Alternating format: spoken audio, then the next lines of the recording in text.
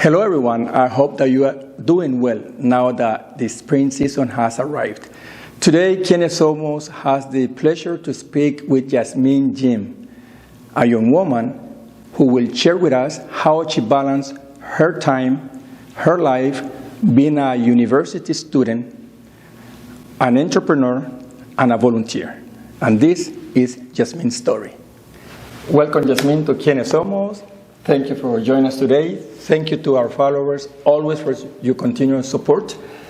But Jasmine, before you tell us or share with us how you balance your time, your life as a volunteer, entrepreneur, and a full-time student, introduce yourself to the community. First of all, I want to say thank you to the people at Quienes Somos, especially the family there and the wife of Danilo for making this all happen. I want to say that in response to your question, that my name is Jasmine Jin. I was born in China and I immigrated to Canada, and it's been about 16 years now that I've been in Canada. And I want to say that currently I am a third-year student at University of Ottawa studying political science and law. I'm also a volunteer in different places, and I have my business that is called A Street, which is a jewelry business. So you're from China. What city in China, Jasmine? I'm from Shenzhen. Shenzhen, how far is that from Beijing or Hong Kong or one of those big cities known to everyone? So it's actually just across the border from Hong Kong. So there are actually two cities on either side, because Hong Kong is more on the Hong Kong side, and then Shenzhen is more on the mainland side. So they're actually just covered by a border between the two. Like the sea is the border? There is no sea as the border, but it's like a wall almost between the two. But I believe Hong Kong is a big island, right? If I'm not mistaken. It's not an island, it's still attached to China, but they speak a different language compared to the mainland. So the mainland speak what, Mandarin? Yes. And what about Hong Kong? Cantonese. Cantonese. Oh, okay. I didn't know. First, I'm knowing something today, thanks to you. Also, what I wanted to ask you, Jasmine, is you're a full-time student. Yes. You just said it. You're an entrepreneur. You're also a volunteer. Where do you volunteer? So I volunteer at different places. I've recently volunteered at Ottawa Youth Council, and I've been attending their events. That's where I actually got to meet the mayor at one of their events. And then I just volunteered in like their different races, their events for youth. So I'm pretty involved in different parts of the community. Within the community? Yeah. Only in the university or outside the university? Both. Both. Now, are you also volunteering with the radio station, I believe? No? Yes, sometimes. Sometimes, okay. Now, my first question, Jasmine, since you are a full-time student, volunteering all around, you have your own business. The question is, how a young woman like you is capable of balancing all this time from being a student, full-time, entrepreneur, a volunteer? How do you manage your time in your life? So that's a very good question. I would say that I am a pretty active person. So I love to do multiple things. I call myself a great multitasker. And I would say that the best method is the Eisenhower method. So that method actually includes doing do's and don'ts. So you make a table of like what you should do and what you shouldn't do. And that's sort of like what we do every day. We tell ourselves like, oh, we should do this, we should finish this. And then we tell ourselves like, we shouldn't do this and we shouldn't do that. So it has a name, and it's like the Eisenhower method, and it's proven. So I like to use these methods, keep a calendar, do my do's, and like make sure I know which ones are my don'ts. So I'm able to prioritize the things that matter to me. What's the name of the method that you use? So it's called Eisenhower method. Where do you learn that? Is that a Chinese philosopher or something like that? So he's a scientist. Oh, he's a scientist. And yes, it was a method that's like proven like through his books and everything. And basically what he does is he makes a table of like his do's and don'ts, and usually that means like which ones take priority over the other. So like when you have a task, like you know you need to brush your teeth, you need a shower, those are your do's, right? And then when you know that, oh, I don't have time to like maybe watch a YouTube video, I don't have time to watch a film. These are simple tasks that you know that you should do and don't, but obviously there's more like complex thinking into like how you prioritize your tasks. So that how you balance, I guess, your time and between everything that you do in life? Wow, that sounds very easy, but probably it's not as easy for so many people, right? No, it's definitely not easy all the time. Now, my last question, Jasmine, is about your business. And that's, I believe, the main reason why I wanted to have you as a guest, because Quienes Somos is about supporting young people like you that are trying to do something and they may not have a platform where they can introduce their businesses and the product that they offer. So my last question is about that. Tell us a little bit more about your business as an entrepreneur. Yes, I love that you asked me that question. So actually, I first started my business doing markets. So when I sold at markets, I was selling jewelry, and then later on, I expanded to accessories. So we mostly focus on selling jewelry and accessories. And accessories meaning like we'd sell like hair clips, hair bands. We also sell like fans, as well as like bags sometimes.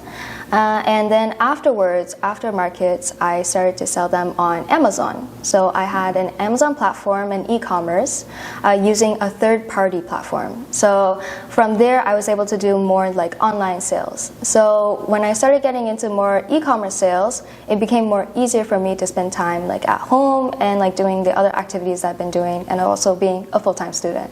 So I was able to actually continue from there and build my own website. And then now I'm currently starting my own website, crafting it so that it's able to fit in A Street and the brand of A Street. So based on what you just told me, Jasmine, can I say that your store target or is mostly for women, female?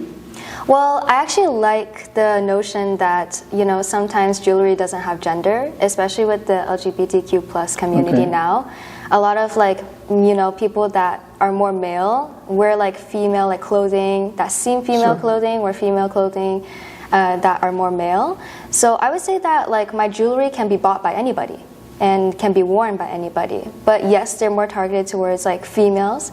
Generally, my customers are mostly females, just because like the style and the colors. And also I made it more towards females because it's based on my own personal experience. So me as a girl, I would have like worn these things if I was a designer, so I designed them myself. What motivated you or inspired you to open this business in the sense that there is kind of, as you may know, it's a country with a sea of opportunities, or you can choose, right? Why would you choose an online store as opposed to perhaps other kind of business? For sure. So I actually was more into the business after COVID. Okay. So that's when a lot of storefronts shut down due to the lack of like customers that were going in person. So I think that created a boom in e-commerce. And yes, and I decided that I wanted to continue with the e-commerce because it was more flexible. And we always like rave about like work-life balance. You're able to balance your work and your life. So having a storefront would mean that I would be there 24/7 if I didn't have other staff. And it would also mean that I would have to put a stop and a pause into like my studies and also like any volunteer or any other jobs that I may have. And you're right, because not only is beneficial for you as an owner, but also for the customers, because nowadays with the new revolution or digital revolution, people are mobile. They can just check on the phone, even if they're on vacation. Yeah. You can also check revenue or orders when you're on vacation. And they're more likely to buy. Yeah, that's true. Now, have you ever considered going onto a physical location for your store in the future, perhaps? So actually, I do markets. So like sometimes, especially during the winter time when it's like closer to Christmas, I will like do a pop-up shop. So a pop-up shop means like you borrow someone else's space, like a shop space, and then you have like your jewelry there, your items there, and then people can buy physically. Okay. Now, Jasmine, for the people that got to know you today, if they want to see your product, Mother's Day is around the corner. I believe it's this coming Sunday, right? Yes. So for all those people that have a wife, mother, aunt, even daughters, grandma, this is an opportunity to support a young entrepreneur and perhaps help her to grow her business. How can they see your product and how they can order, especially local people or across Canada? Yes, of course. So they can order on Basically, I took down my Amazon since I'm building my website, but they can go on my Instagram, which is at ASTRYEET, A Street. And then they can That's also... the name of the business, right? Yes, okay. Correct. And then they can also find me on Facebook with the same username. Okay. So, but to order, they can order through Instagram? Yes, so they can actually send me a DM Okay, while I they can rebuild my contact your page. business. Yeah. Okay. And then once I launch my website, I'll be able to post it on there. Okay, perfect. Now, I know through you were telling me off camera, and I had the opportunity to be interviewed by you when I was in campaign. You were studying political science? What is it that you're studying, you said? Political science and law. Now, and you, I believe you're considering to get into the political scene? Well, maybe not necessarily the political scene, but I would love to be a lawyer. A lawyer? What kind of lawyer? Intellectual property. I see. Like that, like a business, right? Yeah. Real estate and stuff like that? Like trademarks, like copyright. Oh, I see. Okay. Well, I have nothing more to ask, only to say congratulations, because to see young faces like you that are actually an example to society and contributing to society, and perhaps to the current generation and future generation, I want to say congratulations for whatever you're doing. You are an example for the society, right?